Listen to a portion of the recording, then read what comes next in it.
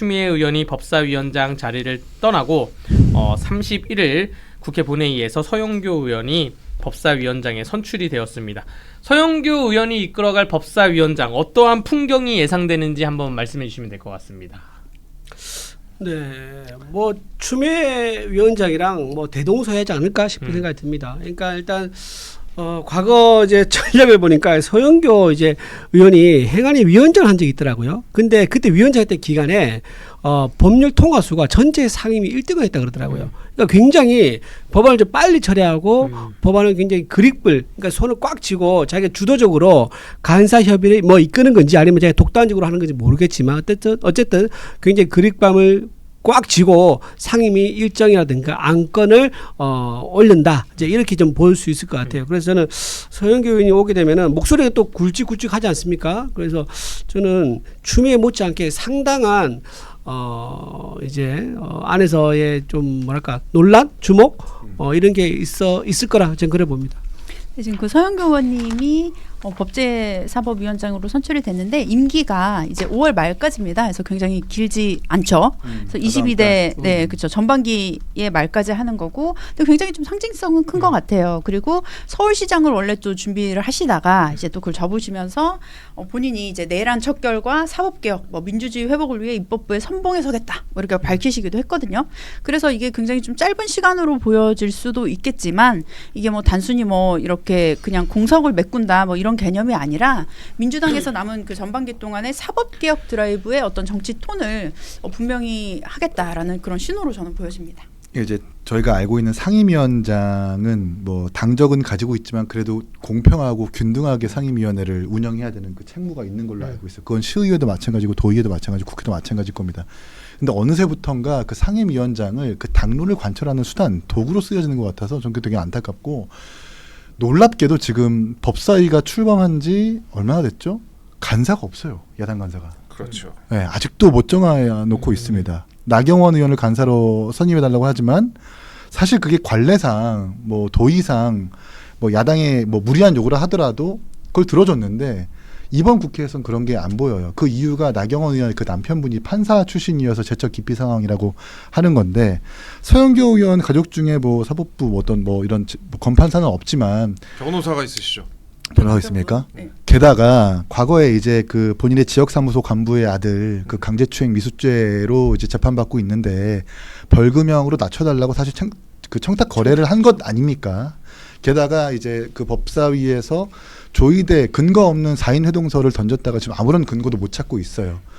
이런 행적을 가진 사람이 법사위원회 그 판사봉 이 운영이 봉을 두드리고 있다라는 게 어떤 의미일까? 결국 법사위에서 정말 세심하고 위원들끼리 잘 이렇게 협의해가지고 끌고 나가야 된다라는 그 협의의 원칙을 이제 깨버리고 그냥 민주당의 당론만 관철하겠다는 그 의미로 좀 여겨져서 안타깝다는 생각이 듭니다. 저도 한 가지 생각이 좀 들었는 게, 여러분들하고 약간은 좀 다른 얘기인데요.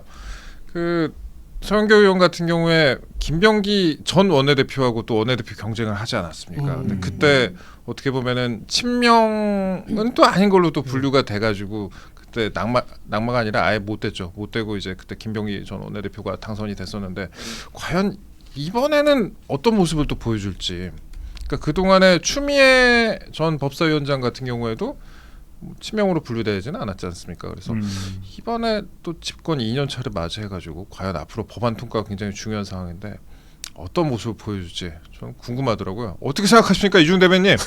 예. 아마 짧은 임기 2달 정도 되는 거죠. 2달 예. 동안 강한 인상을 남기려고 예. 아마 전 추미애 의원이 1년 정도 이끌었던 것보다 예. 더 압축해서 더 깊은 인상을 심어드려야지. 예, 그렇죠. 예. 센 인상을 예. 각인시키려고 할 것 같아요. 어허. 예, 그래서 뭐 어떤 안건을 들고 와서 이걸 또 좀 강행 처리할지 모르겠지만 어쨌든 우려가 좀 많이 된다라고 말씀드리고, 아까 잠깐 이제 재판 청탁 이거 말씀했지 않습니까? 이거 결국은요 벌금으로 낮춰달라고 얘기했던 게 실제로 그게 성사됩니다. 그래서 그 사람이 500만 벌금 받아요. 그랬던 적도 있습니다. 예. 이런 건 어떻게 생각하세요? 제 개인적인 의견인데 상임위원장을 앉힐 때 그 피감 기관의 의견을 좀 받는 거예요.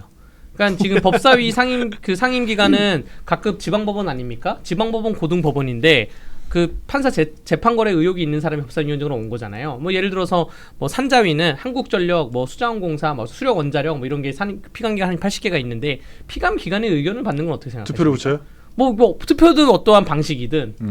그러니까 제가 의견 한번 여쭤보는 겁니다. 갑자기 이제 생각나서. 상임위의 기능이 저 같은 네. 경우도 제가 산자위에 있었는데 이제 당연히 피감기관을 어떻게 보면 감시를 해야 되는 역할이잖아요. 근데 그들이 원하는 그들이 워너비의 사람을 만약에 뽑았을 때는 이게 뭐 제대로 이게 소통이 될까요? 그래서 감시와 견제, 그러니까 체크앤밸런스 균형과 견제를 할 수 있는 그런 상임위원장이 돼야지. 그러면 그 싶은데. 논리라면 상임위원장은 다 야당이 해야 되는 겁니까? 정부 기관은 여당이잖아요.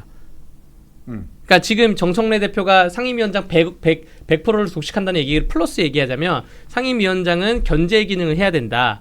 그러면 상임위원장은 다 야당이 해야 되는 거냐고 답변하기 어려우시니까 네, 아니요, 말씀드릴게요. 잠깐만 말씀드릴게요. 네. 그래서 상임위원장이 피감 기관을 견제를 하는 것이지 예.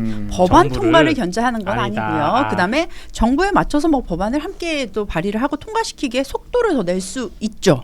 그렇게 되는 것이고 사실은 뭐 그 상임위원장 배분 관련해서는 실제로 의석수에 맞게 배분을 하는 게 원래는 저는 그냥 원칙적이라고 봅니다. 그렇기 때문에 왜냐하면 국회의원 한 명 한 명이 입법기관이거든요. 국민이 선출한 선출직이란 말이에요. 그렇다면 그 선출 몇 명이 선출이 되었느냐, 의원을 몇 명을 확보를 했느냐에 따라서 상임위원장을 배분하는 것이 옳다라는 생각입니다. 뭐 좋은 발상인 것 같은데 우려가 되는 것이 전 인기 투표가 될 수 있다라는 생각이 들고 무엇보다 이 공직 노조 내지는 공직 구성원들의 정치적 줄서기를 부추길 수 있다라는 점에서 좀 세세하게 잘 생각해봐야 된다는 생각이 드는데 전 무엇보다 그냥 원래 법사위는 야당이 가져가고 네. 그리고 이 이른바 그 관행적으로 가져왔었던 여야의 어떤 금도 정치적 좀 좋게 말하면 낭만 뭐 관행 이런 것들이 회복이 되는 게 가장 좋은 거지. 그냥 지금 또 정청래 대표가 상임위원장 다 가져간다 이러고 있잖아요. 이 금도가 사라진 국회인 것 같아서 좀 안타깝다는 생각이 듭니다. 그 아이디어는요 사실 실현 불가능해요. 왜냐하면 그 피감기관의 노조가요 네. 인원수가 많습니다. 네. 그 많은 쪽수의 노조가 후원금 내기 시작하면 걷잡을 수가 없습니다. 자발적으로 내고 조직적으로 하면 그 문제가 되는데 자발적으로 냈는데라고 하면 그 증거 못 잡으면요 그거 처벌할 수가 없어요. 이런 식으로 해버리면 전부 다 간사나 위원장이 피감기관의 뜻에 따라서 포섭돼서 네. 일할 수밖에 없어요. 그러면 이제 국회 기능이 마비되는 거죠. 그러니까 큰 기관일수록 인원수가 많으니까 그 큰 그럼요. 기관대로 흘러갈 수 있다. 다만 이제 제가 말씀드린 거는 피감기관이 선정하는 게 아니라 어느 정도 의견을 내줬으면 좋지 않을까 생각을 좀 해봤습니다. 왜냐하면 지방의회는 그 베스트 의원, 워스트 의원 막 뽑잖아요. 근데 국회의원들도 물론 언론에서는 뭐 별 5개 의원, 별 1개 뽑기도 하는데 일부 언론에서 근데 결국 관련자인 국회 사무처 공무원들이나 피감기관 사람들은 정말 감사만 받고 있으니까 그래서 한번 이런 의견을 드렸고요.